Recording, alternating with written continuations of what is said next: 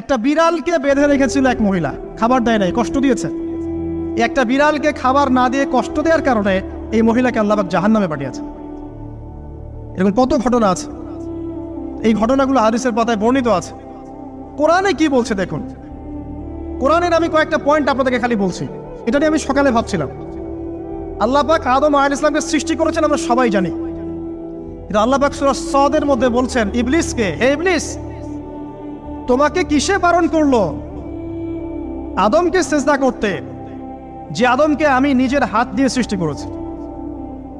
আল্লাহ রাব্বুল আলামিন যে আমাদেরকে এত যত্ন করে ভালোবেসে সৃষ্টি করেছেন, এটা কি আল্লাহ পাকের দয়ার নিদর্শন নয়?